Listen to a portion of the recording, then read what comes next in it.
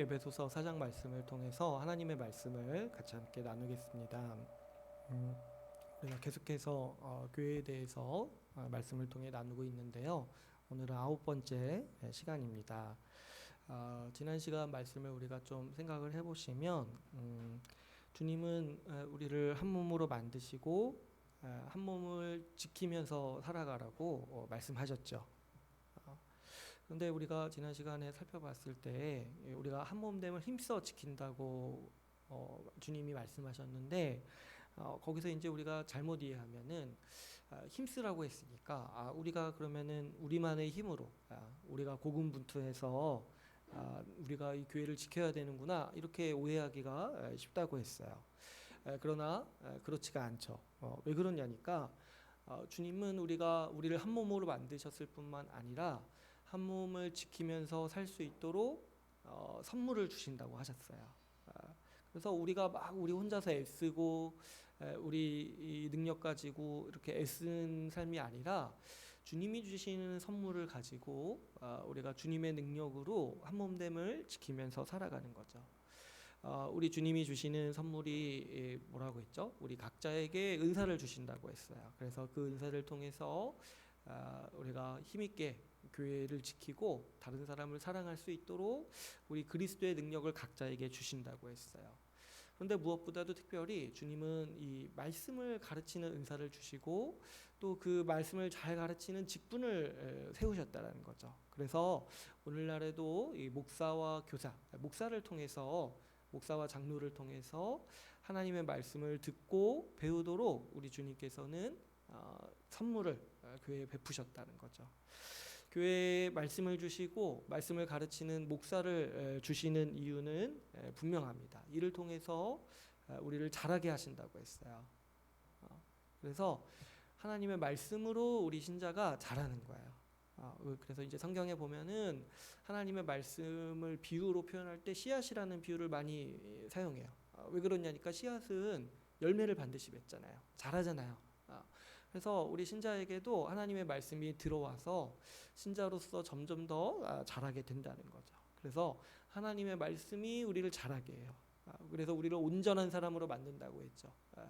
그 어린아이와 같이 요동하지 아니하고 굳건한 믿음으로 우리가 어떤 일을 겪든지 간에 어떤 상황 가운데 있든지 간에 그 흔들리지 않는 믿음을 가질 수 있도록 온전한 사람이 되도록 우리를 자라게 하신다고 했어요. 그래서 결국에는 어떻게 됩니까? 우리가 사랑 안에서 참된 것을 하는 사람, 참된 일을 하는 사람, 다른 사람을 사랑하는 사람으로 우리를 자라게 하신다라고 우리 주님이 말씀하셨죠. 그래서 우리 신자는 평생토록 자라는 사람이에요. 여러분, 우리는 날마다 매달 매년 더 나은 사람이 되기를 소망하는 사람들이에요. 왜 그러냐니까 우리의 원천이 그리스도예요. 우리가 그리스도 안에 있어요. 우리 토양이 그리스도예요. 그리고 그분이 말씀으로 우리를 자라게 하세요. 그리고 또 중요한 게 뭐냐니까 우리의 목표가 뭐예요? 그리스도의 장성한 분량이에요. 그러니까 우리는 한 번도 실수가 없어요. 그리스도의 장성한 분량까지 자라나야 되는데 내가 뭐 이렇게 좀 어느 뭐 좀 한 몇 달도 너무 많죠. 몇 주 정도 좀 내가 좀 쉬어야겠다 이런 생각 들 수는 있어도 그래도 그 인생 전체를 놓고 보면은 우리는 평생토록 자라나는 사람들. 그래서 죽을 때까지 자라는 사람. 죽을 때까지 그 유망주로 있는 존재가 우리 신자라는 거죠. 여러분 한번 생각해 보시면 사람은 누구나 자라야지만 살 수 있어요. 그 불신자들도 다 그런 생애 주기를 겪잖아요. 아이일 때가 있고 청소년일 때가 있고 청년일 때가 있고 부모일 때가 있어요. 그런데 우리가 이제 다 많이 아시겠지만 그 나이를 먹을수록 책임은 더 무거워지죠. 그래서 인격이 더 자라야 되고 성장해야지만 그 역할을 잘 감당할 수 있어요. 아이 때는 그냥 그때가 책임이 가장 적으니까 그냥 이제 편하게 자기 마음대로 살 수 있어도 그 인격 그대로 청소년이 되고 부모가 되고 장년이 된다고 생각해 보세요. 얼마나 끔찍합니까? 아이 같은 부모 얼마나 끔찍합니까? 그래서 그냥 일반적인 사람도 자라야 돼요. 그 자기 생애 주기에 맞춰서 자기 환경에 맞춰서 자라고 성장해야지만 그 역할을 잘 감당할 수 있고, 그 잘하지 못한다면 부모 역할도 못하고 사회 일원으로서 역할도 못하면서 아주 주변 사람들을 괴롭게 하는 그런 상황을 만들어내는 거죠. 그래서 사람은 누구나 잘해야 돼요. 그런데 특별히 하나님께서는 우리 신자를 새롭게 만드시고 어떻게 만드셨다고 말씀해서 말하고 있습니까? 교회로서 만드셨다라고 말씀하고 있어요. 그래서 하나님께서 우리를 이 교회의 한 몸됨을 지키도록 하시는 그 은혜가 뭐냐니까, 우리 새로운 존재, 우리 교회로 만드셨는데 우리를 이 새로운 존재로 만드시고 그 새로운 존재에 합당하게 우리를 자라게 하신다는 거예요. 자라기 때문에 우리 예전에 나라면은 교회로 살아가자고 얘기 들었을 때 난 못해요, 끔찍해요, 난 그런 사람이 될 수 없어요, 이렇게 생각을 할 거예요. 그런데 주님은 그렇게 하시지 않는다는 거예요. 우리를 교회로 만드셨을 뿐만 아니라 교회로 점점 더 자라게 하신다는 거죠. 그래서 우리가 자라기 때문에, 우리가 성장하기 때문에, 주님이 우리를 성장하도록 말씀을 주시고 모든 토양을 주시기 때문에 우리가 교회로 살아갈 수 있는 것이죠. 그래서 여러분, 우리는 더 나은 사람이 되기를 꿈꾸는데, 특별히 우리 신자가 자란다라는 거는 이 교회를 사랑하는 사람, 교회의 한 몸됨을 지키는 사람으로 자라가는 거예요. 바꿔 말하면 다른 사람을 사랑하는 자, 지체를 사랑하는 자, 그래서 그 사랑이 더 자라나는 것이 우리 신자가 성장하는 방향이요, 우리 신자가 자라는 방향인 것이죠. 오늘 말씀도 오늘 우리가 살펴볼 말씀도 하나님께서 우리가 어떤 사람이 되기를 원하시는지, 우리가 어떻게 자라기를 원하시는지를 우리에게 가르치고 있습니다. 오늘 말씀을 또 살펴보면서 우리가 어떻게 성장해야 되는지, 지금 이 모습 그대로 사는 게 아니라는 거예요. 우리가 어떻게 자라고 또 어떻게 우리 앞으로 더 깊어지고 성장해야 하는지 같이 함께 말씀을 나누고자 합니다. 오늘 말씀의 17절을 보시면은 이렇게 말씀합니다. 너희는 이방인이 그 마음에 허망한 것으로 행함 같이 행하지 말라고 말씀하세요. 지금 이 에베소 교회 주시는 말씀이잖아요. 이 편지잖아요. 그런데 이제 재미있게도 에베소 교회 사람들은 다 이방인이에요. 거의 다 이방인이에요. 그래서 지금 말씀에서 너희가 이방인인데 이방인들처럼 살지 말라는 거야. 그래서 그 이방인들이 어떻게 사는가, 그들이 어떤 사람인가, 하나님을 모르는 그 사람들이 어떻게 사는가 이렇게 보니까 18절에 보시면은 이렇게 얘기를 하죠. 그들이 총명이 어두워지고, 그러니까 뭐가 옳고 그른지를 분간할 수가 없다는 거죠. 그들 가운데 있는 무지함과 그들의 마음이 굳어짐으로 말미암아 하나님의 생명에서 떠나 있도다. 그러니까 이 진리의 지식이 없으니까 뭐예요? 이 어리석다는 거야. 계속 어리석은 판단을 내리면서, 그러면서 또 어때요? 마음도 굳어져가지고 이게 나중에 내가 틀렸다는 거 알아도 돌이키지 않는 그런 완악한 상태에 있는 것이 뭐예요? 모든 불신자의 상태라는 거예요. 그렇죠. 하나님을 인정하지 않으니까 거기서부터 모든 어리석음이 다 나오고 어리석은 판단이 다 나오는 거예요. 이 세상이 전부고 하나님은 없고 그냥 나 혼자 홀로 태어났다고 생각을 하니까 매사에 어리석은 판단을 내릴 수밖에 없다는 거죠. 때로는 그런 삶이 치명적이고 그런 삶이 아주 우리를 불쾌하게 한다, 우리를 불행하게 만든다라는 것을 눈치채더라도 그걸 돌이킬 마음을 전혀 갖지 않는 그런 이제 굳어진 상태로 살아간다는 거죠. 19절에 보시면 이렇게 얘기를 하고 있습니다. 감각 없는 자가 되어 자신을 방탕에 방임하여 모든 더러운 것을 욕심으로 행하되. 그래서 그 어리석음 때문에 살아가는 그 방식이 뭐냐니까 감각이 없어요. 그러니까 뭐가 옳고 그른지를 분간할 수가 없어요. 게다가 어떻게 행합니까? 그래서 자기를 방탕에 내던진다는 거예요. 여기서 이제 방탕하다는 거는 그냥 이제 뭐 이렇게 좀 이제 무질서하게 살아간다 이런 의미도 있을 수 있겠지만, 그 바로 이어서 뭐라고 얘기합니까? 모든 더러운 것을 욕심으로 행한다는 거예요. 그러니까 방탕하다, 성경에서 방탕하다는 거는 그냥 이제 무질서하다, 무절제하다 이런 의미도 있지만은 아주 그 모든 행동의 동기가 뭐냐니까 자기를 위해서 살아간다는 거예요. 자기 욕심을 채우기 위해서 모든 행동의 동기를 그렇게 채우면서 살아가는 게 방탕하고 감각이 없다는 거예요. 지금 감각이. 근데 여러분 감각이 없다는 거를 이 말씀을 한번 생각해 보시면 어떤 자가 감각이 없어요? 죽은 자가 감각이 없죠. 그래서 우리 에베소서 2장에 보시면은 우리 과거를 얘기할 때 뭐라고 해요? 그때 너희는 이미 죽었다라고 얘기해요. 하나님을 알지도 못하고 하나님의 말씀을 반응하지도 못하고 그래서 그냥 하는 게 뭐냐니까 그냥 사단에 충성되게 자기 자신의 욕심을 따라서 세상 풍조를 따라서 살아간다는 거죠. 이것이 이 불신자의 삶, 살아있으나 성경에서는 죽었다라고 말하는 그런 삶의 모습이라는 거예요. 자신의 욕망에 따라서 그 욕망만 살아있어가지고 거기에 충실한 삶을 살아간다는 거죠. 여러분 이 말씀을 오늘날 우리에게 적용해 본다라면은 지금 하나님의 말씀은 우리에게 이렇게 말씀하고 있는 겁니다. 여러분 한국 사람처럼 살지 마세요. 한국 사람들이 행하는 것처럼 그렇게 행하지 마시라는 거예요. 한국 사람들이 꿈꾸고 추구하는 그 삶을 더럽게 여기라는 거예요. 여러분 우리 사회를 보면은 우리 사회를 아주 구성하고 이끌고 가는 욕망들이 있어요. 특별히 이제 우리 사회도 그 자본주의의 영향을 강하게 받고 있다 보니까 그 돈과 이 성공에 대한 그 욕망이 아주 그 활기를 치는 그런 사회인 거죠. 근데 우리 사회만 그러겠습니까?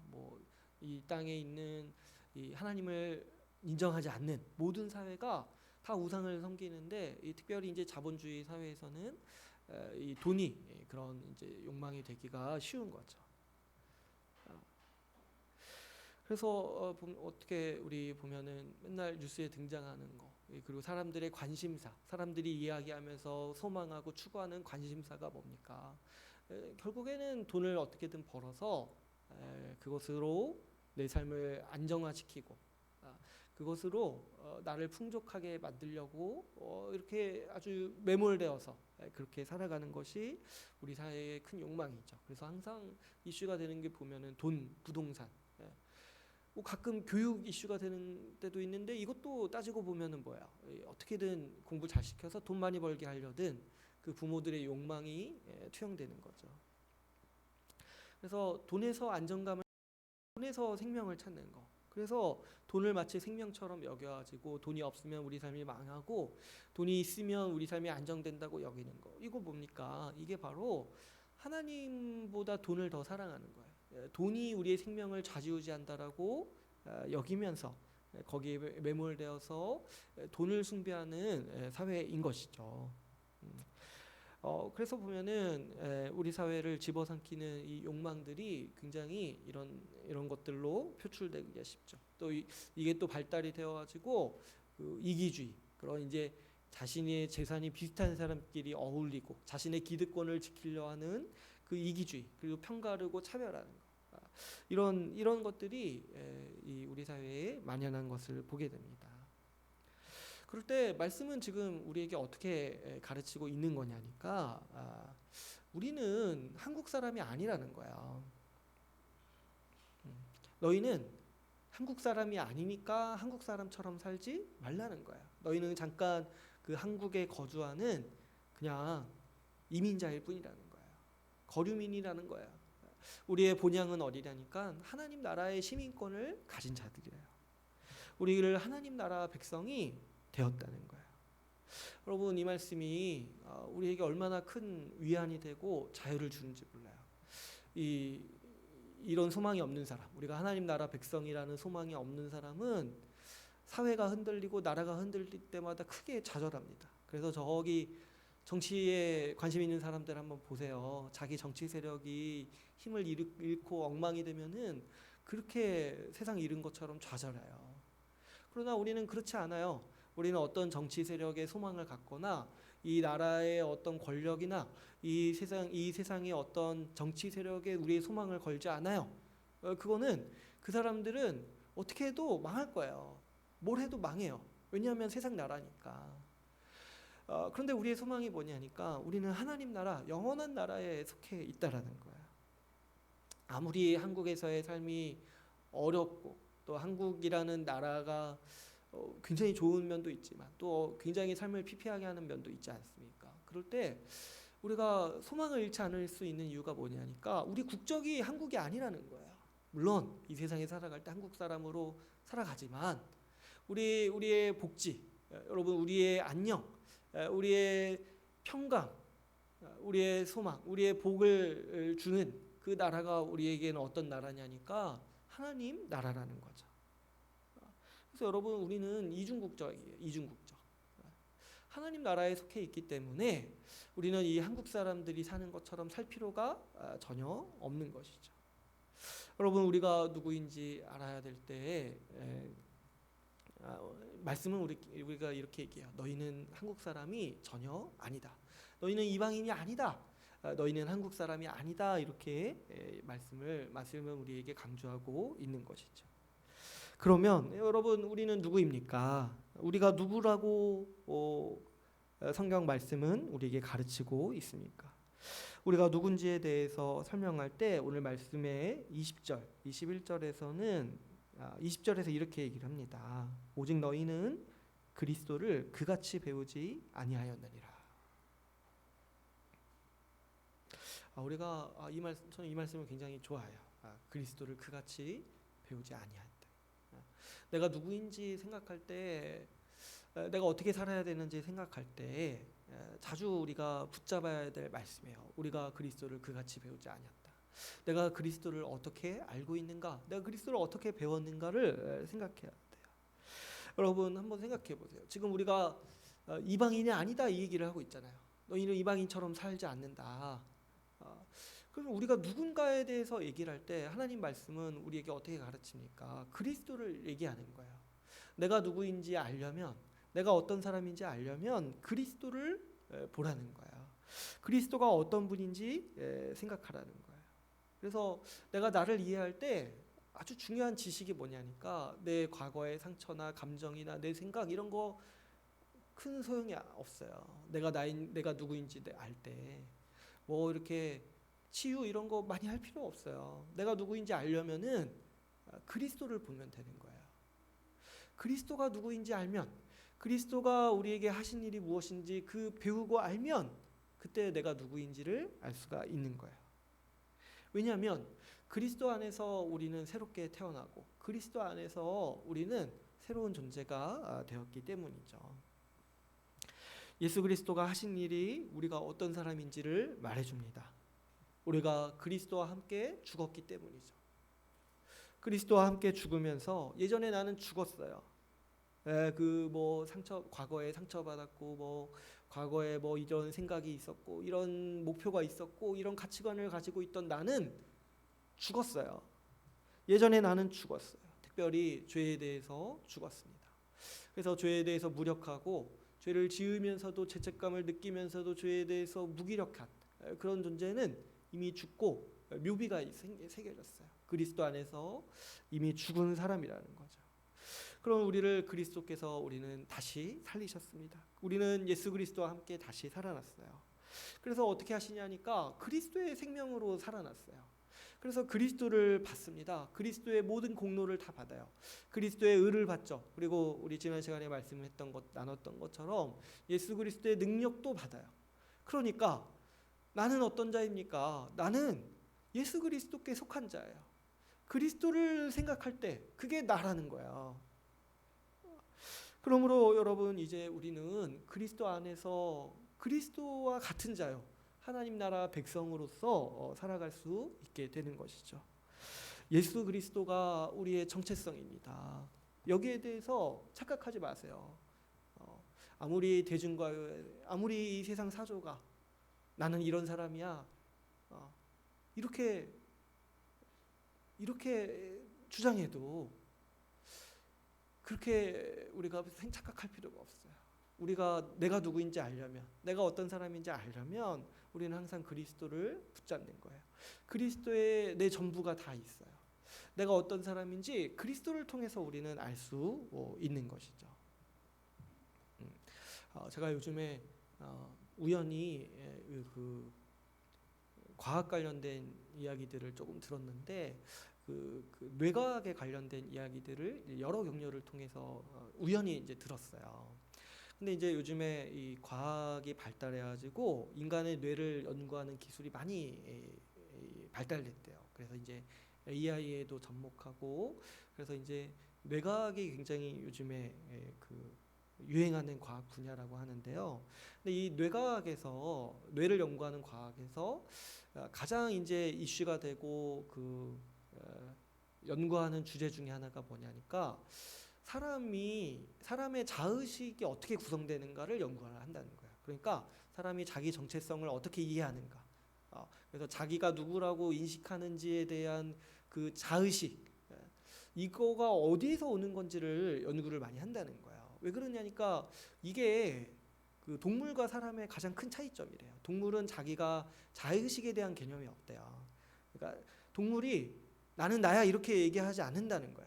내 취향은 이거야 이렇게 얘기하지 않는다는 거야. 그냥 본능에 따라서 그때그때 사는데 사람은 이 자기 정체성에 대한 의식이 있다는 거예요. 내가 누군지에 대해서 관심을 갖고 내가 어떤 사람인지에 대해서 나 스스로 고민하는 존재가 바로 사람이라는 거죠. 그런데 그 제가 이제 설교 시간에 이거 제가 저도 건너 들은 거라서 이게 뭐 맞는지 그런 건 자세히 모르겠어요. 근데 이제 뇌과학에서 사람의 자의식이 어디서 오는지 이 연구한 결과가 뭐냐니까 사람의 기억에서 온다는 거예요. 사람의 기억. 그리고 저도 이번에 알았는데 과거를 기억하는 존재는 사람밖에 없대요. 동물이나 다른 존재는 시간관념이 없대요. 그래서 그때그때 본능으로 이렇게 판단을 내리는데 사람은 과거를 기억하기 때문에 시간관념이 생기고 그리고 그 과거에 대한 기억에 따라서 자기 정체성을 구성한다는 거예요. 그래서 제가 왜 자꾸 과학 얘기를 많이 할지 모르겠는데 그 SF 영화 같은 거 보면은 이런 거 보신 적 있으세요? 기억을 조작해 하니까 그 사람이 완전히 다르게 행동하는 거예요. 기억을 조작해가지고 이 사람의 인격도 바뀌고 이렇게 다르게 사는 거예요. 기억을 조작해가지고. 또 한번 여러분 그 이런 거 치매나 이런 기억을 잃어버린 사람의 그 행동이나 연구나 이런 이제 그 하는 생활을 보시면 다른 사람처럼 행동한다는 거야. 기억을 잃어버렸기 때문에. 그러니까 상당히 신빙성이 있는 말인 것 같아요. 기억이 우리의 자의식을 구성한다. 근데 왜 제가 이게 왜 흥미롭다고 생각을 하냐면 이 과학 지식에 따르면 사람이 자기 스스로를 구성한다라는 거는 허구예요. 나는 이런 사람이야. 내가 나를 결정할 수 있어. 이렇게 말하는 게 허구라는 거예요. 왜냐하면 사람은 자기가 그동안 자기에 대해서 들었던 그 기억에 자신을 의존한다는 거예요. 그래서 사람은 자기에 대해서 얘기해주는 주변 이야기에 더 많은 영향을 받는다는 거죠. 그래서 이런 뇌과학 하시는 분들이 어떤 얘기를 하냐니까 그 부모가 아이한테 해주는 이야기가 중요하다는 거예요. 그래서 부모가 이런 얘기를 하잖아요. 너는 이런 사람이야. 나는 너를 이렇게 낳았어. 너는 이런 사람이야. 이렇게 얘기를 하잖아요. 그리고 때로는 약간의 과장을 섞어가지고 너는 머리가 진짜 좋아. 이렇게 부모가 막 이렇게 하잖아요. 이런 게 그 아이의 정체성을 구성하는 핵심이라는 거예요. 그러니까 사실 사람이 자기를 생각하고 자기가 어떤 사람인지 생각하는 거에 있어서 자기 스스로의 판단은 많이 없다는 거죠. 뭐냐니까 나에 대해서 누군가 해주는 이야기가 내가 누구인지를 결정한다는 거야. 자기 스스로를. 왜 제가 이 과학 얘기가 재밌다고 생각을 했냐면 성경이 우리에게 권면하는 이 모습이 마치 그와 같기 때문이라는 거예요. 여러분 말씀은 지속적으로 지금 우리에게 하고 있는 얘기가 뭐냐니까 우리가 어떤 사람인지에 대해서 이야기하고 있습니다. 성경은 하나님 아버지가 우리에게 들려주는 이야기죠. 우리가 어떤 사람인지. 내가 너를 새로운 존재로 만들었다. 내가 너를 낳았다. 너는 내 자녀야. 내가 너를 내 자녀로 삼았고 내 백성으로 삼았다. 이 이야기를 우리에게 들려주고 있다는 거야. 너는 어떤 사람인지에 대해서 성경은 우리에게 계속해서 들려주죠. 너는 그리스도 안에 있는 사람이야. 너는 교회야. 한 새 사람으로 내가 너를 만들었어. 그렇죠, 여러분. 주님은 실제로 우리를 새롭게 만드셨어요. 그리스도의 죽음과 부활을 통해서 우리를 죽이시고, 우리를 사망으로 예전에 나는 죽고 그리스도와 함께 새롭게 태어났어요. 그리고 성령께서 오셔서 성령이 우리에게 그리스도를 적용시켜 주세요. 그리스도의 모든 공로를 우리에게 성령을 통해서 다 주세요. 그리고 우리를 교회로 부르셔서 그분이 만드신 새로운 존재, 한 새 사람, 교회로 살아가도록 우리를 실제로 만드셨어요. 주님이 과거에 그 일을 다 하셨어요. 그리고 이제 주님이 오늘날 우리에게 하시는 일이 뭐냐니까, 내가 이 일을 했으니까 너희는 이런 존재야 라고 우리에게 이야기를 계속해서 들려주고 있다는 거죠. 마치 부모가 자식에게 너는 어떤 사람이야? 내가 너를 어떻게 낳았고 너는 어렸을 때부터 이런 존재야. 이렇게 말해주듯이 말씀이 하나님 아버지께서 우리에게 우리가 어떤 사람인지에 대해서 끊임없이 계속해서 말씀으로 가르치고 있다는 거죠. 오늘 말씀은 우리를 새 사람으로 만드셨다라고 우리에게 가르치고 있습니다. 새 사람. 새 사람은 어떤 존재입니까? 의인이죠. 죄 용서를 받았을 뿐만 아니라 죄를 이기고 살아가는 사람으로 하나님께서 우리를 만드셨다. 우리를 그런 존재로 낳으셨다 라고 가르치고 있습니다. 또 어떻습니까? 우리를 교회로 만드셨다라고, 내가 너희를 교회로 낳았다라고 우리 주님께서는 말씀하고 계십니다. 우리는 말씀을 볼 때 주님의 품에 안겨서 마치 그 부모에게 자신에 대해서 듣는 어린아이처럼 하나님 아버지께서 우리를 어떻게 만드셨는지, 우리가 어떤 존재인지를 아버지를 통해서 지금 우리는 듣고 있는 거예요. 교회로 만드셔서 한몸됨을 지키면서 살아갈 때 가장 기쁘고 가장 행복한 존재로 우리를 만드셨다라고 주님은 우리에게 말씀하고 계시는 거죠. 그러므로 어떻게 말씀합니까? 옛사람을 벗어버리고 새 사람을 입으라고 우리에게 권면하고 있습니다. 22절에서 22절 옛사람을 벗어버리고 23절 24절 새 사람을 입으라 라고 얘기하고 있습니다. 옛사람은 어떤 사람입니까? 아까 그 이방인처럼 하나님이 없다고 여기면서 자기를 위해 맹목적으로 자기 욕심에 자신을 내어주어서 방탕하게 살아가는 그 삶, 그래서 이기적이고 자기만 알고 자기만 챙기는 이런 존재였다라면 이제는 새 사람을 입으라고 말씀합니다. 이 옛사람을 벗어던지고 새 사람을 입는 게 믿음이에요. 이게 왜 가능하냐니까 하나님 아버지가 그렇게 말씀하셨다라는 거를 받아들이는 거잖아요. 이제 내가 옛사람이 아니라 새 사람이라는 거를 아는 거잖아요. 내가 새 사람이라는, 하나님이 나를 낳으셨다, 나를 새롭게 만드셨다라는 그 아버지의 이야기를 듣고 그 이야기를 믿는 사람이 이렇게 살 수 있는 것이죠. 이걸 받아들이는 게 믿음이에요. 그래서 우리 주님께서도 그렇게 말씀하셨는지 모르겠어요. 아이와 같이 하나님 나라를 대하지 않는 자는 천국에 들어가지 못한다라고 말씀하셨죠. 아이들은 그런 얘기들을 잘 받아들이죠. 부모가 너가 어떤 사람이라고 얘기를 하면은 잘 받아들이죠. 그거를 품고 평생 그 정체성을 가지고 살아가죠. 우리 다 큰 성인이 지금 문제인 거예요. 주님이 이렇게 말씀하시는데 아직도 우리 안에는 아니야. 그래도 내 감정, 내가 느끼는 건 진짜지 않냐. 내가 과거에 받았던 상처는 진짜지 않냐. 이거 붙잡고 계속해서 고집 부릴 수 있다라는 거예요. 근데 그게 불신앙이라는 거예요, 여러분. 내가 내 스스로 내가 어떤 존재인지 내가 규정하는 거. 그게 교만이고 불신앙이라고 했어요. 그게 하나님 자리에 서 있는 거예요. 여러분, 믿음이라는 거는 하나님이 우리를 어떻게 만드셨다라는 거를 그대로 받고 받아들이는 것이 바로 믿음이라는 거죠.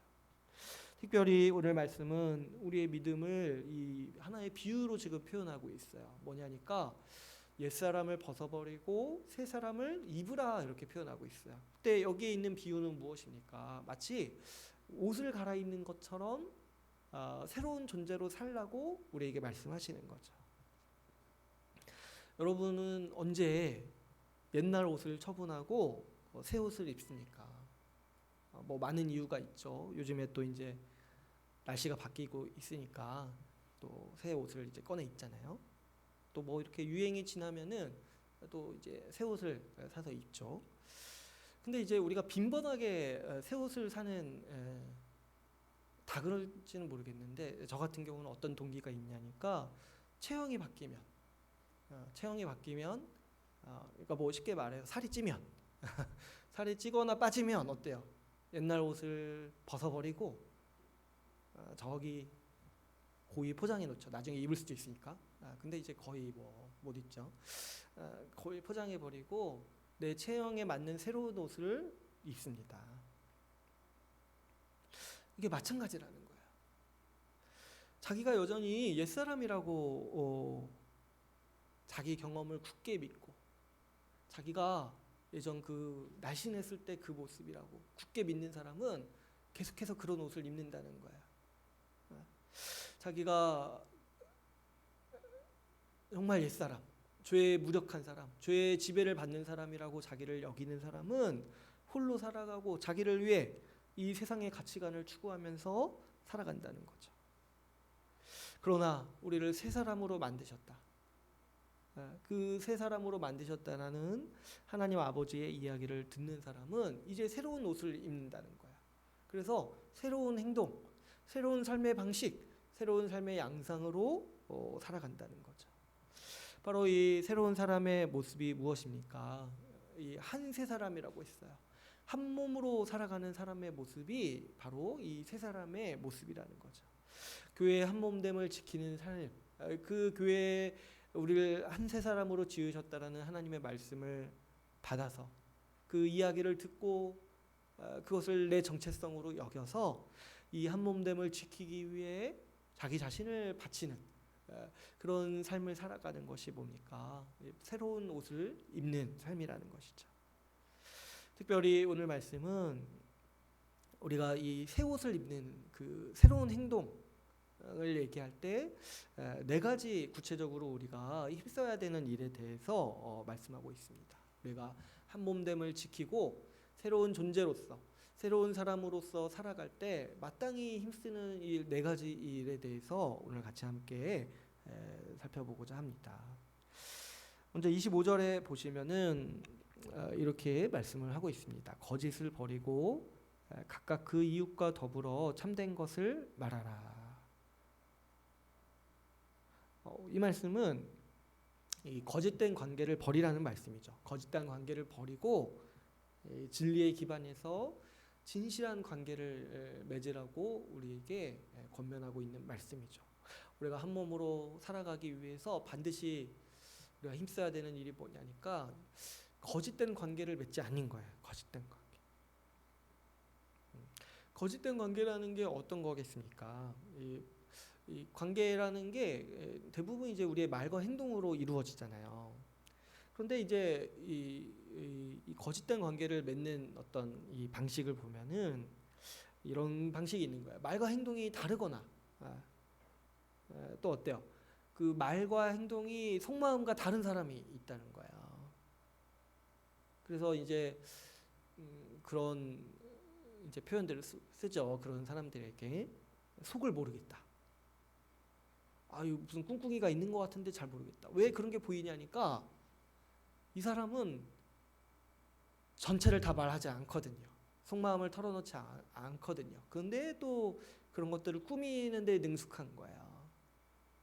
이게 뭐냐니까 이 우리의 그 중심과 말과 행동을 분리시킬 수 있는 그런 이제 사람의 행동인데 이게 사실 죄인의 행동인 거예요. 그래서 이제 모든 사람은 적당히 이런 것들을 잘하면서 살아가죠. 근데 이렇게 하지 말라는 거예요. 그래서 이게 이제 심하면 어때요? 이런 사람의 말을 신뢰할 수가 없다는 거예요. 뭐 괜찮아요, 괜찮아요 이렇게 얘기하는데 사실 속은 썩어 있어가지고 마음속 깊이 증오하고 있는 거예요. 근데 그걸 말하지도 않고 나중에 한 10년 뒤에 나는 너를 계속 미워해 왔어. 이렇게 이제 이런 방식으로 표현하는 거. 이게 뭐냐니까 거짓된 관계라는 거예요. 왜냐하면 속을 감추잖아요. 속을 감추고 진실하게 서로 대면해서 대화하지 않고 항상 꿍꿍이를 가지고 있는 거죠. 자기 내면에. 이거를 좀 잘 이해하려면은 이거와 반대되는 말씀, 이 반대되는 태도가 어떤 거지? 거짓된 관계와 반대되는 그 관계를 표현하는 진실한 관계에 대해서 표현할 때 이 말씀에서 이 표현하는 태도가 있어요. 뭐냐니까 우리 팔복에 대해서 주님이 말씀하실 때 한 가지 그 신자의 모습을 얘기하시는 건데 그 중에 하나가 뭐냐면 마음이 청결한 사람이 복이 있다고 하셨어요. 마음이 청결한 사람. 근데 여러분 마음이 청결하다는 게 뭐겠습니까? 마음이 청결하다는 거. 마음이 청결하다는 거는 진실되다는 거예요. 근데 왜 그걸 진실되다고 우리가 이해할 수 있냐면 마음이 청결하니까 그 마음이 보이는 사람이에요. 그 마음이 진짜 보이는 사람. 말과 행동에 꾸밈이 없고 거짓이 없어서 그래서 그 속에 뭐가 있는지 다 보이는 사람.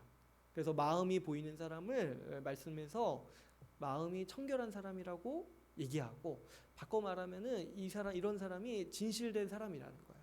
그래서 그 사람의 말을 신뢰할 수 있고 그 사람의 행동도 신뢰할 수 있는 거예요.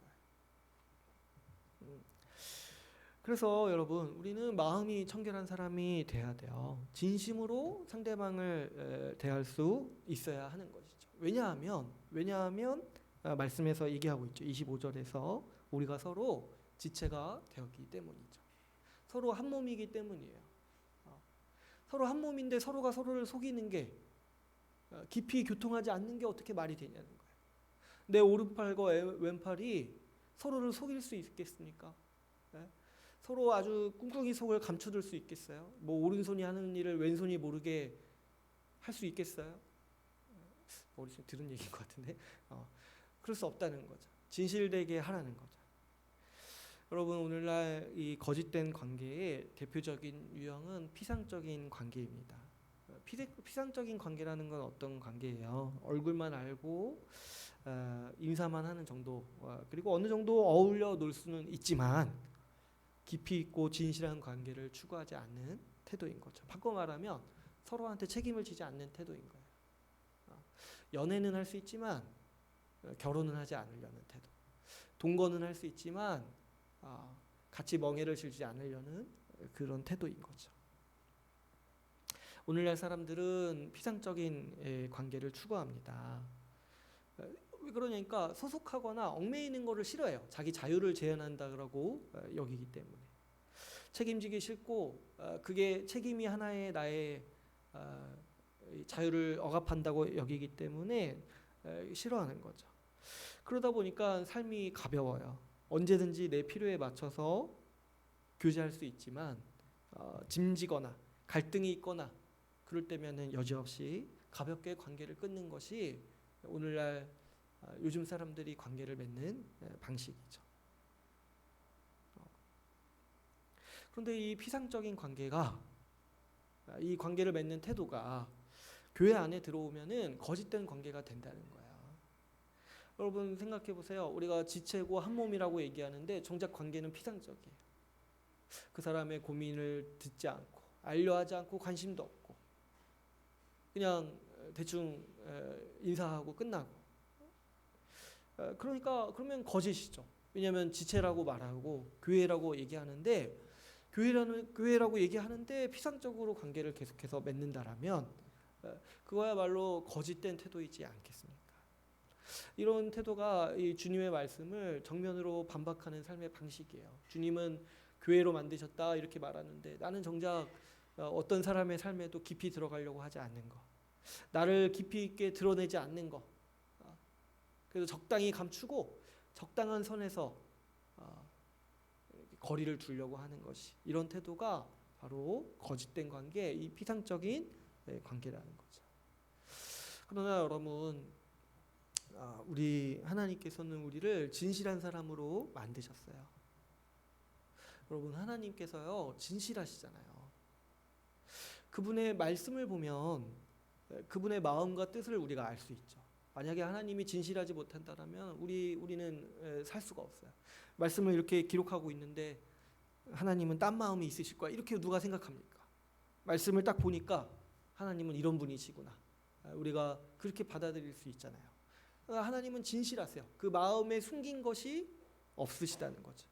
그분의 마음이 어떠한지 우리에게 다 드러내셨고 우리에게 말씀으로써 가르치신 거죠. 여러분, 하나님이 우리를 진심으로 사랑하셨잖아요. 그분이 우리를 사랑하시고 우리를 용서한다고 말씀하시는데 속으로 막 아유 진짜 화가 머리 끝까지 난다, 이렇게 속으로 생각하시는 하나님을 우리가 어떻게 상상할 수 있겠습니까? 겉과 속이 다른 하나님을 우리가 어떻게 상상할 수 있겠습니까? 하나님은 우리를 진실되게 사랑하셨어요. 그래서 어떻게 하셨냐니까 주님은 우리 삶의 자리에 깊이 들어오셨어요. 예수님께서 어떻게 하셨습니까? 우리와 같은 사람이 되셔서 우리와 같은 삶의 자리에서 사셨죠. 그리고 우리 삶의 무게를 짊어지셨어요. 주님께서, 그리스도께서 우리와 같은 사람이 되셨을 뿐만 아니라 우리 인간의 모든 죄를 끌어안으시고 마치 그분의 죄인 것 마냥 여기시면서 그분이 우리 대신에 죽으셨죠. 그러므로 여러분, 이 진실한 관계라는 거는 각자 우리 지체들의 삶에 깊이 들어가는 거예요. 그 사람과 함께하고 그 사람과 멍에를 같이 짊어지고 그 사람의 삶을 같이 책임지는 삶을 살아가는 거예요. 우리가 지체가 되었기에 서로 사랑해야 합니다. 깊이 들어가야 돼요. 서로의 삶에 깊이 들어가고 나도 어때요? 나도 나를 더 드러낼 수 있어야 되고 우리 지체들에게. 그리고 어때요? 우리 서로가 서로에게 깊이 들어가서 서로를 책임지고 서로의 문제를 가지고 같이 애쓰면서 살아가는 것이 우리가 교회로서 살아가는 방식인 거죠. 그러므로 여러분, 우리가 이 일에 힘써야 됩니다. 마음을 열고 깊은 관계를 추구하세요. 그리고 서로의 삶을 책임지는 것을 어려워하지 말아야 됩니다. 내 문제, 내 지체 문제를 같이 짊어지면서 살아가도록 우리 주님께서 우리를 교회로 만드셨습니다. 두 번째로 우리가 힘써야 되는 일에 대해서 26절, 27절에서 설명하고 있습니다. 말씀을 보면 26절 말씀을 보면 분을 내어도 죄를 짓지 말며 해가 지도록 분을 품지 말라고 말씀하십니다. 왜 그러냐니까 27절에 보시면은 마귀에게 틈을 주지 말라라고 말씀하세요. 이 분노라는 게 뭐냐면 이 죄를 짓도록 만드는 원동력인데 마귀가 일하는 통로라는 거예요, 이 분노가. 그래서 27절에서 마귀에게 틈을 주지 말라라고 우리에게 권면하고 있습니다. 여러분, 이 분노는 그 감정만 딱 생각해도 어떻습니까? 이 파괴적이죠.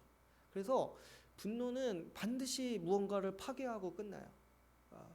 특별히 이 분노는 자신을 파괴합니다. 분노를 가지고 있는 사람은 절대로 인격이 자랄 수 없어요.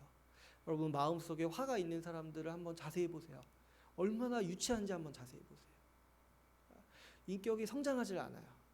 왜 그러냐니까 이 분노가 결국에는 사단의 일하는 통로이기도 하고, 분노를 느끼는 감정은 어디서 오냐니까 결국에는 자기를 위하는 마음에서 오는 거잖아요. 그러니까 계속해서 자기를 위하는 거예요. 이 분노를 가지고 있을수록 자기를 주장하고 자기를 위하는 거예요. 그러니까 사람이 성장하지 못하고 계속해서 어린아이의 상태, 자기의 필요만 눈에 들어오는 그런 상태, 거기에 머물러서 있는 거죠. 분노는 자기 자신을 치명적으로 파괴해요. 그뿐만이 아니죠. 그 분노는 불과 같다라고 많이 비유하잖아요. 분노는 번져요. 그래서 나를 파괴할 뿐만 아니라 사람과 사람 사이의 관계를 파괴합니다.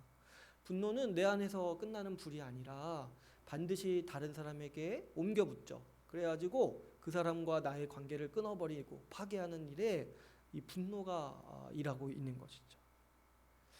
여러분, 한번 생각해 보세요. 분노해서 정말 그때 좋았다라고 생각했던 적이 얼마나 있습니까? 분노해서.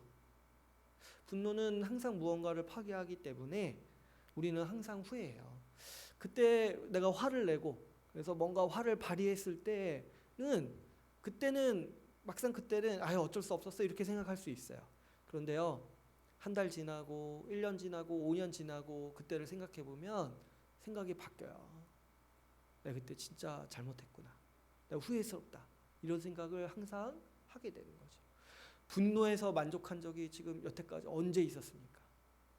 의분 이런 거 얘기하는 게 아니에요. 자기 자신을 위하기 위해서 분노한 다음에 나 그때 화 잘 냈지 이렇게 만족했던 적이 얼마나 있습니까? 그러니까 분노는 진짜 항상 후회를 가져오는 거예요. 정당한 분노 그런 거 생각하기 이전에 이게 얼마나 우리 삶을 파괴하는지를 분명히 볼 수 있어야 하는 거죠. 말씀은 특별히 우리에게 권면하고 있습니다. 해가 지도록 분을 품지 말라고 권면합니다. 그러니까 되도록이면 화를 내지 말아야 되는데 화가 나는 일이 있더라도 어떻게 하라는 거예요. 하루가 지날 때까지 화를 붙잡고 있지 말라는 거죠. 그렇기 때문에 여러분 우리가 신자로서 살아갈 때 이 분노를 해결하는 일에 있어서 능숙해져야 돼요. 특별히 오늘 이 말씀 해가 지도록 분을 품지 말라는 말씀은 참 놀라운 말씀이에요. 먼저는 좀 생각해 볼 때 우리 안에 우리가 느끼는 어떤 분노도 하루가 지나도록 가지고 있을 정도로 가치 있지 않다는 거예요. 그러니까 생각해 보세요. 이게 사단의 통로고 이게 나도 파괴하고 다른 사람도 파괴하는데 그걸 하루가 지날 때까지 가지고 있을 이유가 어디에 있냐는 거죠. 가치 있지 않다는 거예요. 근데 이 말씀이 이제 더 놀라운 점은 뭐냐니까 주님은 우리가 어떤 존재라고 지금 말씀하시는 거예요. 어떤 분노도 하루 안에 해결할 수 있을 정도의 존재라고 우리에게 가르치고 계시는 거예요.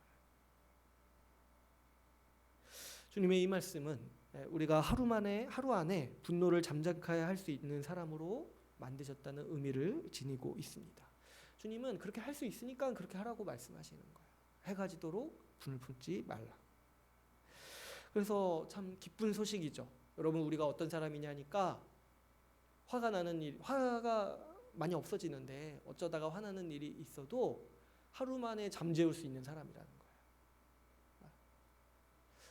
가장 분노를 잘 잠재울 수 있는 그런 아주 유능한 소방관이라는 거죠.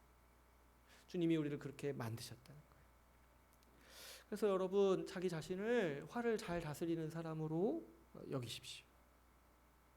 저도 옛날에 분노를 좀 해결하고 싶어서 막 그 분노에 대한 책도 한번 찾아보고 그랬었는데 나중에 보니까 그거 옛날에 베스트셀러 중에 화라는 책이 있었어요. 근데 뭐 분노하지 않기 위해서 뭐 달걀을 먹지 말라고 하더라고요. 이상해요. 불교적 어떤 해법인데. 근데 우리 주님께서 말씀하시는 게 뭐냐면 우리가 화를 참을 수 있는 존재로 새롭게 만드셨다는 거예요. 여러분 그래서 이 말씀을 믿고 우리 자라날 때 이 화내지 않는 사람이 되도록 힘씁시다. 내가 어느 영역에서 화를 내는지를 내가 그리고 언제 화를 내는지를 한번 생각해 보세요. 이게요 사실 거의 정해져 있어요. 매번 우리가 다양한 이슈를 가지고 화를 내지 않아요. 나를 화나게 하는 거는 몇몇이 특정한 그 약점, 내 약점을 가지고 이제 비집고 들어오는 거예요. 그랬을 때 이런 거 가만히 냅두고 그냥 살면은 나는 계속해서 분노하겠다는 말밖에 되지 않는다는 거죠. 여러분 내가 언제 화가 나는지 잘 자신을 돌아보고 그런 부분이 왜 화를 내야 되는지를 잘 생각하세요. 그래서 왜 내가 그 부분에 화를 내는지 생각해 보면 대부분은 나를 위하는 마음이 아직도 그 영역에 있는 거예요. 나를 챙기고 나를 좀 어떻게 좀 높이려는 마음이 있으니까 계속해서 이제 그 영역에서 분노가 있는 것이죠. 그때 여러분 이 말씀을 기억하세요. 어떤 분노도 하루 지날 또 가지고 있을 정도로 가치 있지 않아요. 주님은 우리를 분노를 다스리는 사람으로 만드셨어요. 특별히 여러분 교회 지체를 향해서는 절대로 분노하시면 안 되는 거죠. 분노라는 거는 관계를 아주 심각하게 파괴해요. 그래서 교회의 한 몸됨을 아주 찢는 행위 중에 하나가 뭐냐면 지체를 향해서 분노하는 거예요. 그래서 우리 분노하지 않고 설사 화가 나더라도 이 화를 잘 관리할 수 있는 사람이 되도록 우리는 힘써야 됩니다. 그 다음에 28절을 보시면 세 번째로 우리에게 도둑질하지 말라고 말씀하십니다.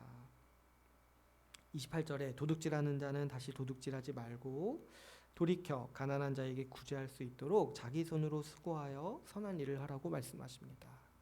근데 이 말씀을 생각해 보시면 도둑질하지 말라고 이렇게 하시는 말씀이 특이하죠. 그럼 교회 안에 도둑이 있다는 얘기잖아요. 근데 이제 그래서 그런 뜻으로 이해하지 않고 여기서 이제 도둑질하려는 말씀은 그보단 좀 그 당시 교회 상황을 이해할 필요가 있는데 교회 안에 어떤 신분의 사람이 많았냐면 종의 신분의 사람들이 많았어요. 그런데 이 종들이 삶이 이제 힘들고 그 팍팍하니까 어떻게 이제 좀 뭐 어떤 행동을 했냐면은 주인의 것을 조금씩 이렇게 훔친 거예요. 그런데 사실 주인도 거기에서 대해서 뭐랄까 토를 달지 않았어요.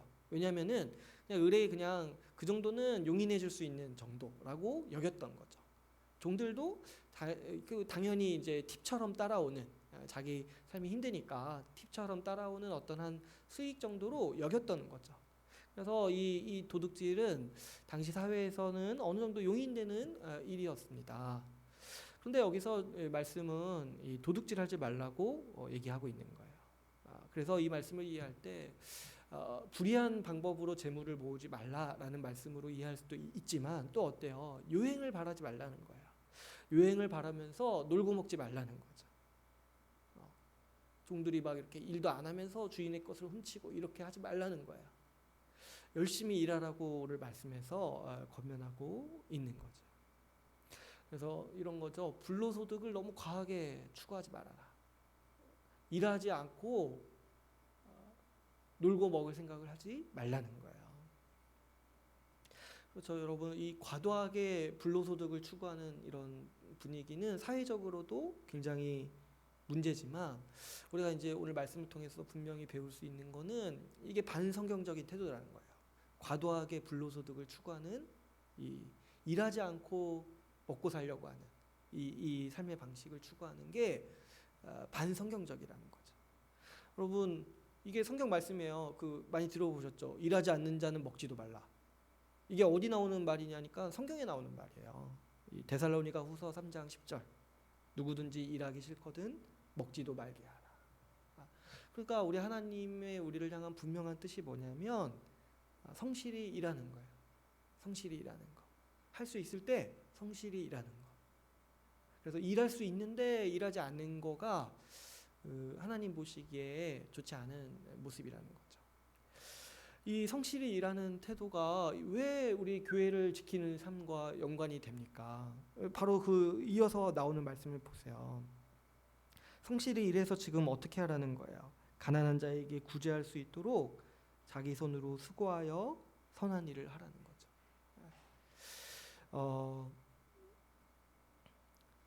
그래서 우리가 열심히 일해야 되고 열심히 수고해서 일해야 되는 목적이 뭐냐니까 우리 가난한 자들을 구제하고 교회를 부양하기 위해서 일을 해야 된다는 거죠. 여러분 우리가 부양가족이 있는 분들은 부양가족을 위해서 열심히 일하잖아요. 그래서 뭐 힘든 일이 있을 때도 가족들 생각해서 참고 열심히 일하잖아요. 근데 그것과 마찬가지로 뭐가 있다는 거예요. 우리에게 교회 가족이 있다는 거예요. 누구나 우리 교회에 속한 모든 사람에게 누구나 우리 교회 가족이 있어서 우리 교회를 먹여 살리고 우리 교회의 어려운 지체들을 돕기 위해서 열심히 수고해서 일을 해야 된다는 것이죠. 왜냐하면 일할 수 있는 것 자체가 하나님이 주신 기회고 복이에요. 일을 할 수 없는 분들도 있잖아요. 아프거나 상황이 그렇거나 그랬을 때 일할 수 있는 기회를 주셨는데 그런 상황도 주셨는데 일하지 않는 거는 지금 마치 그것과 같다라는 거죠. 부양가족이 있는데 놀고 먹는 사람과 같다는 거예요. 그래서 악한 태도라는 것이죠. 그래서 여러분 우리도 우리 삶을 좀 추구할 때 이 교회를 생각하고 성실히 일하는 삶을 추구해야 돼요. 성실히 일하는 삶. 그래서 불로소득을 너무 과하게 추구하는 이 우리 사회의 광풍을 이게 반성경적이라고 생각하셔야 돼요. 물론 뭐 어느 정도 뭐 재테크할 수는 있죠. 그런데 결국에 그 목적이 일하지 않고 먹고 살려고 하는 그런 거라면 이거는 반성경적인 태도라는 거죠. 교회 가족을 위해서 성실히 일하는 태도를 갖도록 합시다. 그래서 일하기 위해서 준비하고 또 너무 과도하게 또 뭐 이렇게 뭐 오랫동안 뭐 준비한다든가 해가지고 그 젊은 시기를 다 이렇게 뭐 혼자 이렇게 공부하는 일에 쓴다든가 그렇게 하지 말고 준비된 다음에 또 성실히 일할 수 있도록 우리 결국에 목적은 뭐냐니까 성실히 일해서 우리 교회와 함께 살아가는 거잖아요. 그래서 우리 성실히 일하는 태도를 가지라고 우리 주님은 권면하고 있습니다. 마지막으로 29절에서 우리가 교회 한 몸됨을 지키기 위해서 힘써야 되는 태도를 말씀하실 때 29절에서는 이렇게 말씀합니다. 더러운 말은 너희 입 밖에도 내지 말고 오직 덕을 세우는데 소용되는 대로 선한 말을 하여 듣는 자들에게 은혜를 끼치게 하라. 우리의 말을 삼가고 덕을 세우는 선한 말을 하라고 우리에게 권면하는 것이죠.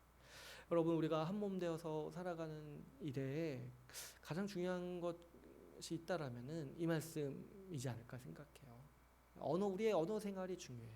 우리의 말이 중요해요. 왜 그러냐니까 관계는 대화로 이루어져요. 그래서 여러분, 우리는 더러운 말을 하지 말아야 돼요. 뭐 어떤 분들은 그렇게 말해요. 뭐 내가 말은 좀 험하지만 내 마음은 안 그렇다. 그런데요, 사실 그렇지 않아요. 말이 험한 거는 마음도 그렇다고 봐야 돼요. 왜냐? 우린 진실한 사람이에요. 마음에 있는 것이 말로 나오는 거예요. 그래서 말이 거칠다, 말이 좀 이렇게 강하다 이렇게 생각이 들면은 자기 안에 좀 다른 사람을 업신여기는 마음이 있는 게 아닌지 돌아보셔야 돼요. 다른 사람을 쉽게 보고 업신여기니까 자꾸 말이 그렇게 나올 수가 있는 것이죠. 여기서 특별히 이 더러운 말을 하지 말아야 된다고 했을 때 이 거짓말, 그러니까 거친 말, 그리고 그 음담패설과 같은 말들을 의미합니다. 이런 욕이나 이런 것들이죠. 또 특별히 더 우리가 나아가서 생각할 때 이 세상의 가치관을 담은 그런 더러운 말들이 있어요. 이런 말들도 우리 신자들은 쓰지 말아야 되는 것이죠. 뭐 제가 최근에 보면은 뭐 예를 들면은 뭐 영끌이라는 단어를 많이 쓰더라고요. 그 신문 같은 데서. 근데 영끌이 뭐야? 영혼까지 끌어모아서 뭐 어디 투자한다는 말이잖아요. 그러면은 그 돈이 영혼이에요? 그 돈의 영혼을 판 거예요. 그렇게 그런 말을 어떻게 씁니까? 그런 사람에게 무슨 영혼이 있습니까? 영혼까지 끌어모아서 자기 부자 되려고 하는 사람에게 무슨 가치 있는 영혼이 있다라고 이런 말을 씁니까? 이런 단어에 아주 더러운 것이 담겨 있다고 우리가 생각을 하셔야 돼요. 또 뭐 그런 단어들도 있다고 하죠. 이 사는 지역에 따라서 비하하는 표현들이 있다고 하죠. 뭐 어디 아파트 살면은 뭐 그 아파트 뭐 거지 이렇게 해가지고 뭐 부른다고 하죠. 이게 얼마나 더럽습니까? 이런 세상을 만들어 놓고 이런 세상에서 아이들을 살게 하는 게 어떤 양심에서 나오는 건지 모르겠어요. 이런 말들을 우린 쓰지 말아야 돼요. 이런 말들이 이런 세상에서 유통하고 만들어내는 그 말 단어들이요, 얼마나 더러운지 아는 그런 감각을 좀 지니셔야 돼요. 그 세상에 아주 천박한 가치관을 담아서 그 유통하는 그 단어들. 그래서 교회에서는 그 쓰는 단어를 좀 조심해야 돼요. 쓰는 단어. 그 단어를 쓸 때 가지고 오는 가치관들이 있어요. 뭐 또 몇 가지 예를 많이 들어왔는데,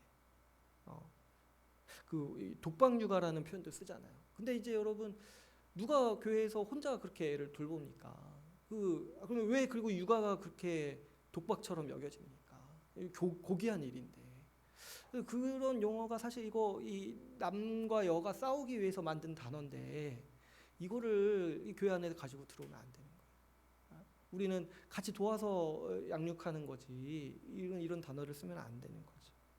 그러니까 사회에서 유통되고 이런 이렇게 언론이나 이런 뭐 TV 프로그램에서 무분별하게 쓰는 단어들, 그 사람들은 그런 단어를 쓸 수 있어요. 왜냐면 원래 그 생각이 그러니까. 그런데 우리가 딱 그 단어들에 담긴 가치관을 좀 분별하고 이런 단어들을 쓰지 않았으면 좋겠어요. 여러분, 신자와 비신자는 그 쓰는 언어에서 차이가 많이 납니다. 세상이 쓰는 말들은요, 욕이 많아요. 그 남자분들은 잘 아시겠지만 그 남자들끼리 대화하는 거 들어보면은 그 욕이 다 추임새예요. 그래서 욕이 없으면 그 중고등생들 그 대화하는 거를 누가 분석하셨는데, EBS 프로그램에서 제가 봤는데 누가 분석했는데 욕이 없으면 대화가 되지 않을 정도로 욕이 너무 많이 등장하는 거예요. 또 그뿐만 아니죠. 인신공격도 많고 뒷담화도 많습니다. 이런 것들이 이 세상의 더러운 언어 생활이라는 거예요. 왜 우리가 여러분 이런 것들을 멀리해야 됩니까? 여러분, 언어는 하나님이 만드신 소중한 통로예요. 하나님이 언어로서 자신을 계시하시잖아요. 그래서 말이 더러워지는 거는 그 하나님의 창조 세계, 이 자연이 더러워지는 것보다 어떻게 보면 더 심각한 거예요. 말씀, 언어가 하나님의 말씀을 전달하는 통로인데 그 언어가 더러워진다고 한번 생각해 보세요. 그 통로가 더러워진다고 생각해 보세요. 그게 얼마나 우리에게 가슴 아픈 일이겠습니까? 여러분, 이런 세상의 언어들, 세상의 어떤 그 언어 습관들을 경계하시고 신자답게 말을 하셔야 돼요. 신자답게. 그랬을 때 오늘 말씀에서는 덕을 세우는 데 소용되는 대로 선한 말을 하라고 말씀합니다. 제가 이제 더러운 말 하지 말라, 이런 말 쓰면 안 된다 이렇게 얘기할 때 어떤 분들은 그렇게 반응해요. 그럼 저는 말을 하지 말아야겠습니다. 좀 조용히 있어야겠습니다. 근데 그게 아니라는 거예요. 지금 뭐예요? 말을 하라는 거예요. 근데 어떤 말을 하냐니까 선한 말을 하라. 덕을 세우는데 선한 말을 하라. 좀 내가 말함으로써 그 사람에게 위로를 줄 수 있고, 내가 말을 함으로써 그 사람에게 힘을 줄 수 있는 말을 하라는 거예요. 내가 말을 함으로써 그 사람이 믿음을 붙잡을 수 있는 말을 하라는 거예요.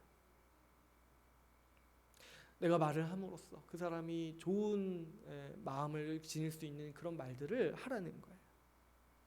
그래서 여러분, 우리는 덕을 세우는 말을 하도록 힘써야 하는 것이죠. 이 말 습관, 말도 습관이기 때문에 자기가 살아온 삶의 결과라고 생각할 수 있어요. 그런데 그래서 사실 바꾸기가 힘들죠.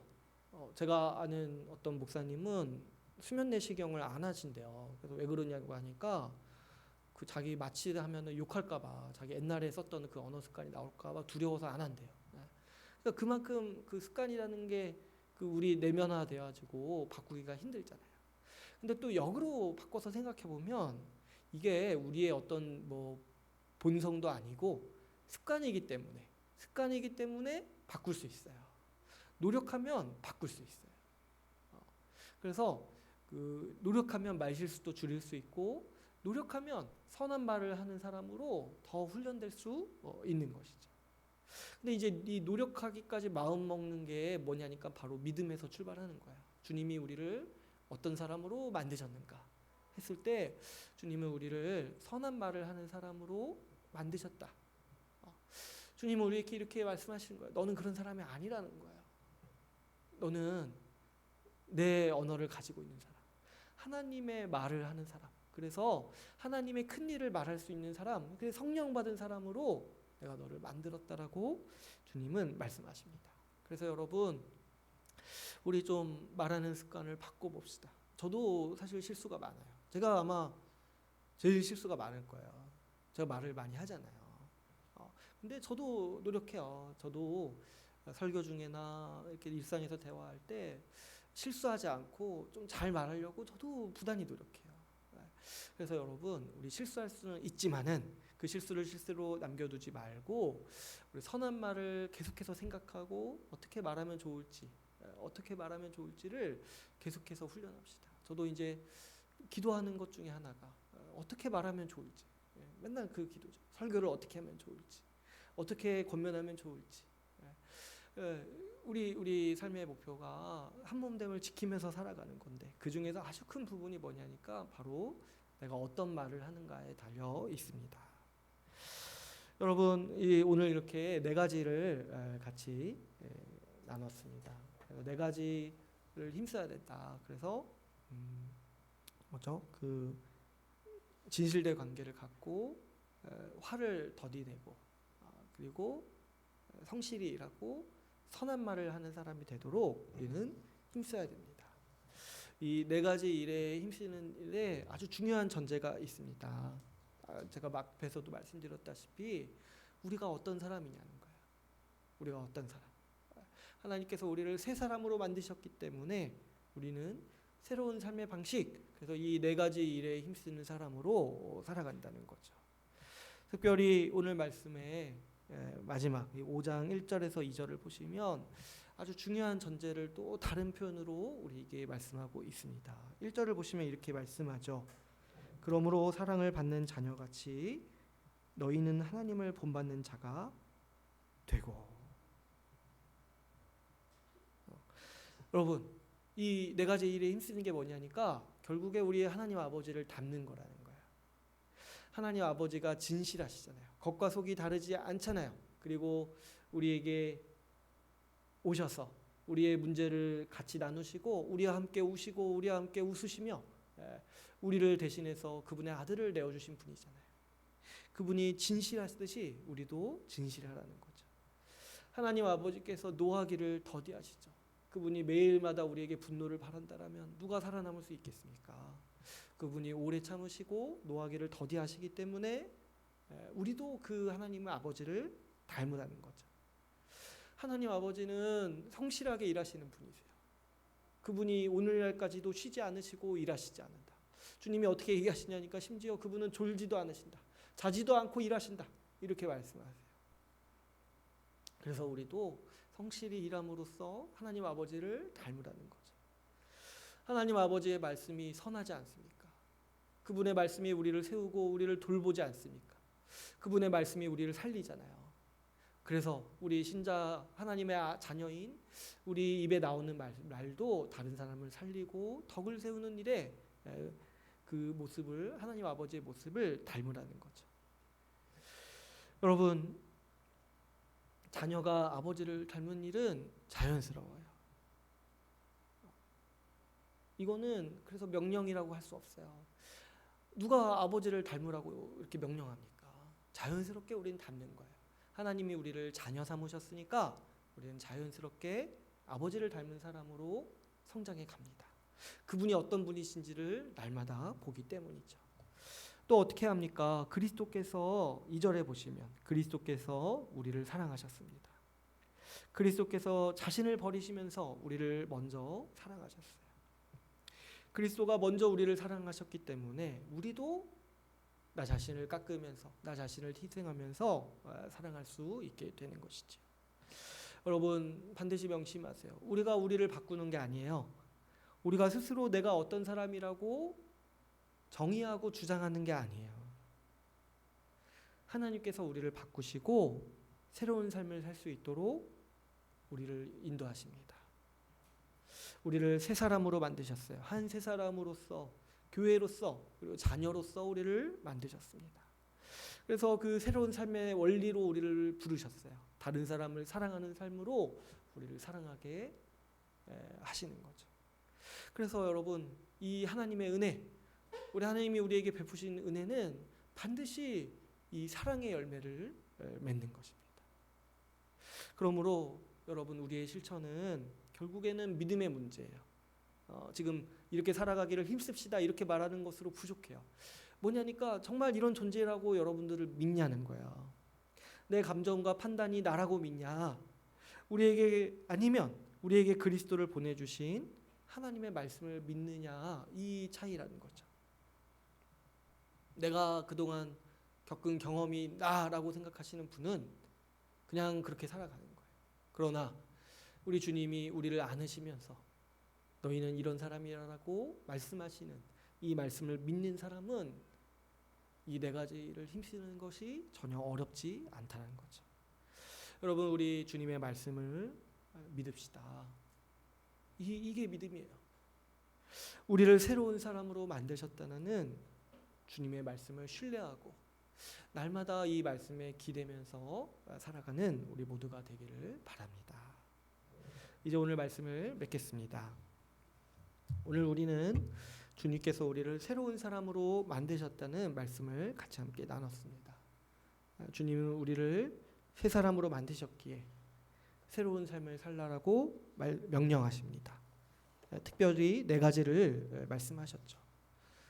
진실한 관계, 화를 내지 않는 것, 성실히 일하면서 구제하는 것, 그리고 선한 말을 하는 사람으로 우리를 만드셨습니다. 주님은 이 명령을 다르게도 표현하세요. 내가 너희를 자녀 삼았으니까 너희는 아버지인 나를 닮으라고도 말씀하십니다. 여러분, 그런데 한번 생각해 보시면 누구도 자녀에게 부모를 닮으라고 명령하지 않습니다. 왜 그러냐니까 자연스럽고 필연적으로 일어나는 일이 자녀는 부모를 닮기 때문이죠. 그래서 이 주님의 이 4가지 명령도 사실은 명령이 아니라 은혜인 거예요. 주님이 우리를 자녀 삼으셨다. 주님이 하나님 아버지를 닮은 모습으로 살아가도록 우리를 새로운 존재로 만드셨다라는 은혜가 바로 이 명령에 담겨 있습니다. 여러분, 우리가 이런 사람이라는 것을 믿고 살아갑시다. 우리는 그리스도를 이와 같이 배우고 있습니다. 주님의 말씀을 의지하여서 날마다 새 사람을 입어 교회의 한 몸됨을 지키는 주의 나라 교회가 되기를 소망합니다. 오늘 말씀을 마치고 같이 기도하는 시간을 갖도록 하겠습니다.